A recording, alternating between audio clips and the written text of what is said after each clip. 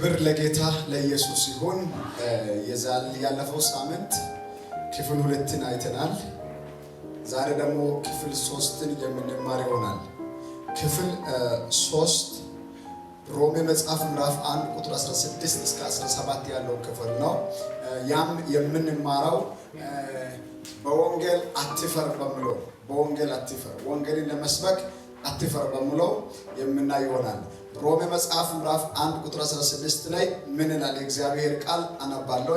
ሮሜ መጽሐፍ ምዕራፍ 1 ቁጥር 16 ላይ እግዚአብሔር ቃል እንዲህ ይላል፣ በወንጌል አላፍርምና አስቀድሞ ለአይሁዳዊ ደግሞ ለግሪክ ሰው ለሚያምነው ሁሉ የእግዚአብሔር ኃይል ለማዳን ነው ይላል። ክፍል 3 ነው ዛሬ የምንማረው። ክብር ለጌታ ለኢየሱስ ክርስቶስ ይሁን። እዚህ የተሰበሰባችሁ ቅዱሳኖች የመልእክቴን ርዕስ ዛሬ ሐሳብ አድርጌ እንድንማር ዘንድ የሚያነሱ ሐሳብ በወንጌል አትፈር፣ ወንጌልን ለመስበክ ሐዋርያው ጳውሎስ ወንጌልን ለመስበክ ግሪክ በሚባል አካባቢ እንደገና ወደ ሮም ወርዶ ለመስበክ ምንም ወንጌልን ለመስበክ አላፈረም። በዚህ ቦታ የእግዚአብሔር ቃል እያለ ያለው ምንድን ነው? በወንጌል አላፍርምና አስቀድሞ ለአይሁዳዊ ደግሞ ለግሪክ ሰው ለሚያምኑ ሁሉ የእግዚአብሔር ኃይል ለማዳን ነው ይላል። ስለዚህ ትውልድ ሊድን የሚችለው ትውልድ ነፃ ሊወጣ የሚችለው ወንጌልን ሲሰማ ነው። ወንጌልን ስንሰማ፣ ወንጌል በትውልድ ጆሮ ሲሰማ ነው። ወንጌልን ስናሰማ ነው። ወንጌልን የሚሰብክ ሰው አያፍርም። ወንጌልን የሚሰብክ ሰው ወንጌልን ምን ያደርጋል? ለትውልድ ያደርሳል። በትውልድ ጆሮ ይገባል። ትውልድ ሊድን የሚችለው ወንጌልን በመስማት ነው። ስለዚህ አማራጭ የሌለ ነገር ምንድነው? ወንጌልን ለትውልድ መስበክ ማድረስ ማለት ነው። ወንጌልን ለትውልድ ማሰማት የእግዚአብሔርን ቃል እየተናገረ ያለው ቁጥር 16 ላይ ይህንን ነው። ምን እያለ ነው? በወንጌል አላፍርም ይላል ሐዋርያው ጳውሎስ። ወንጌልን ለመስበክ ወንጌልን ለማሰማት በትውልድ ጆሮ ወንጌል እንዲደርስ ወንጌልን ለማሰማት አላፍርም ይላል። ዛሬም የመልእክትን ርዕስ አድርጌ ለእናንተ የሚያደርሰው ለጉባኤ ወንጌልን ለመስበክ አትፈር በሙለው። ወንጌልን ለመስበክ ልናፍር አይገባም። ጥሪ ያለበት ሁሉ ለወንጌል መለየት አለበት። ወንጌል ማሰማት አለበት። ሮሜ 9:33 ለምን ይላል? በእርሱ የሚያምን አያፍርም ነው የሚለው። በወንጌል የሚያምን ወንጌልን የሚሰብክ ወንጌልን የሚያሰማ አያፍርም። የእግዚአብሔር ቃል በጌታ በኢየሱስም እንደ እግዚአብሔር አገልጋይ ልባርካችሁ። ከዛሬ ጀምሮ አፋችሁ ወንጌልን ለመስበክ በኢየሱስም ይከፈት። ከዛሬ ጀምሮ በጌታ በኢየሱስ ክርስቶስም የወንጌል ኃይል በእናንተ በኃይል ይገለጥ። ወንጌልን እንድትሰብኩ በጌታ በኢየሱስ ክርስቶስም በሮቻችሁ የተከፈተ ይሁን። እዚህ ያላችሁ አገልጋዮች፣ እዚህ ያላችሁ ምዕመናን፣ እዚህ ያላችሁ ወንዶችና ሴቶች ወንጌልን ለማገልገል ጥሪ ያለ ቤት የተቀመጣችሁ ማውጣት ያቃታችሁ እንደ እግዚአብሔር አገልጋይ ጸለይ። ከዛሬ ጀምሮ አሜን መፈታት ይሁንላችሁ። ጳውሎስ ወንጌልን ለመስበክ ከተለየ በኋላ ሐዋርያት ሥራ ምዕራፍ 9 ላይ ካነበባችሁ ከተለየ በኋላ እስከ መጨረሻ እስከ ዕለተ ሞቱ ወንጌልን ሰብኳል። አላቆመም። ወንጌልን ለመስበክ ልናፍር አይገባም። የእግዚአብሔር ቃል ይናገራል። ወንጌል ስለ ልጁ ስለ ኢየሱስ ክርስቶስ ነው። ማርቆስ መጽሐፍ 1:1 ላይ ወንጌል ስለ ልጁ እንደሆነ ይናገራል። ዘፍጥረት ምዕራፍ ከ1 ጀምሮ ስለ ልጁ ስለ ኢየሱስ ክርስቶስ ነው የምናገረው። እግዚአብሔር ስለ እባቡ ሲናገር ከሴቲቱ የሚወለድ ራስን ይቀጠቅጣል፣ አንተ ሲኮናው ትቀጠቅጣለህ ይላል። ስለ ልጁ ነው ይሄ ቃል። በደንብ እንድትረዱ እፈልጋለሁ። ሌላ ለሰው ልጅ ብቸኛ መዳኛ መንገድ በወንጌል ማመን። ለሰው ልጅ ብቸኛ መዳኛ መንገድ በወንጌል ማመን ነው። አንድ ሰው በወንጌል የማያምን ልጁን ኢየሱስ ክርስቶስን አያውቅም። ልጁን ኢየሱስ ክርስቶስን ሊገልጥ የሚችለው ወንጌል ማለት ከአንድ ሰው ክብር ይበልጣል። ስለዚህ ስለ ወንጌል ለማውራት ስለ ወንጌል መናገር ወንጌል ለማሰማት ልታፍሩ አይገባም። ጳውሎስ 2 ጢሞቴዎስ ምዕራፍ 1 ቁጥር 8 አካባቢ ምን ይላል? ስለ ወንጌል መከራን ለመቀበል ተዘጋጅ ያለ ልጁ ጢሞቴዎስን ይናገራል። መከራን መቀበል ክብር ነው እያለ ይናገራል። ስለ ወንጌል መከራን መቀበል ክብር። ሰው በተራ ነገር ሊሞት ይችላል። ኦሬዲ የተቆረጠለትና የታወቀ ነገር ብኖር የሰው ልጅ ምድር ላይ የዕድሜ ገደብ አለ።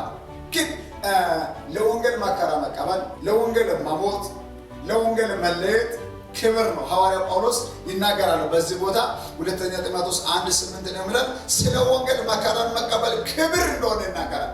ክብር ነው፣ ውርደት አይደለም። ስለዚህ ይህን ልናደርግ ይገባል። ወንጌልን ለመስበክ ልናፍራ ይገባል። ወንጌልን ልናሰማ ይገባል። ጳውሎስ እየተናገረ ያለው ሁለተኛ ጢሞቴዎስ 1:8 ላይ ስለ ወንጌል አብረኸኝ መከራን ተቀበል እያለ ይናገራል። ስለ ወንጌል መከራ መቀበል ግድ ይለናልና ወንጌልን ሐዋርያው ጳውሎስ ሲሰብክ ደብድበውት ቀጥቅጠውት ጥለውት ሞቷል ብሎ ሲሄዱ አራግፎ ተነስቶ ወንጌል ይሰብካል።